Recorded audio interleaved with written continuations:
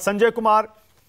संजय जी, ये तो हमें पहले से पता है कि बीजेपी सीएम का चेहरा इस बार कोई आगे कर नहीं रही है, इन तीनों स्टेट्स में नहीं कर रही है।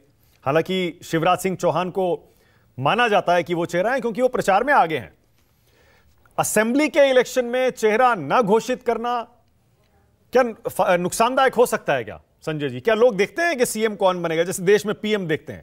संजय जी देखिए, माना कोई फॉर्मूला नहीं है। ऐसा नहीं है कि एक फॉर्मूला है, अगर आपने सीएम का चेहरा घोषित किया तो आपके 2% वोट बढ़ जाएंगे या घट जाएंगे, नहीं किया तो आपके 2% वोट बढ़ जाएंगे या घट जाएंगे। कोई फॉर्मूला नहीं है, हालात पे निर्भर करता है।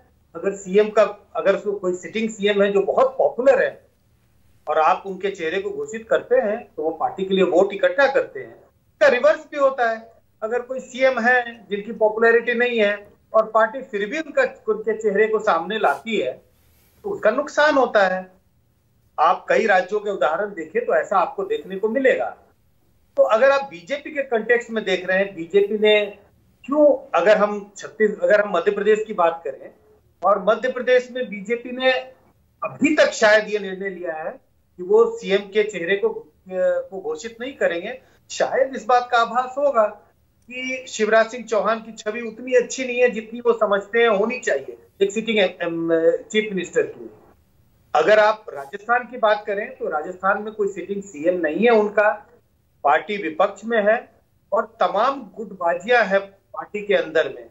उसको कैसे कम किया जाए? अगर आप किसी एक चेहरे को सामने लाते हैं तो दूसरा गुट शायद नाराज हो जाए।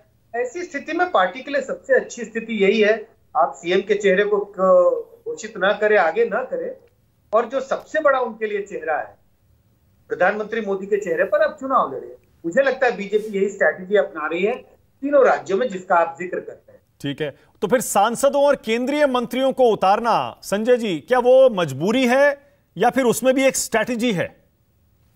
देखिए, मजबूरी है ऐसा तो कह पाना, ऐसा तो कोई संकेत नहीं मिलता कि मजबूरी है। लेकिन अगर मैं कहूं एक स्ट्रैटेजी के तहत मुझे दिखाई पड़ता है कि कोई एक स्ट्रैटेजी, और स्ट्रैटेजी क्या है? अगर आपने शिवराज सिंह चौहान को मुख्यमंत्री का चेहरा घोषित नहीं किया तो उनके समर्थक हैं, उनके कुछ विरोधी हैं, तो पार्टी के अंदर में फुसफुसाहट होगी, नाराजगी होगी। तो उस नाराजगी को आप कैसे कम करें? आपने 8 कद्दावर नेता, उस पार्टी के कद्दावर नेता जो मंत्री हैं, सांसद हैं, उस राज्य से आते हैं, उनको उतार दिया। अलग अलग क्षेत्र में वो अपना प्रभाव जमाएंगे तो एक तरह से वो डाइल्यूट हो जाता है।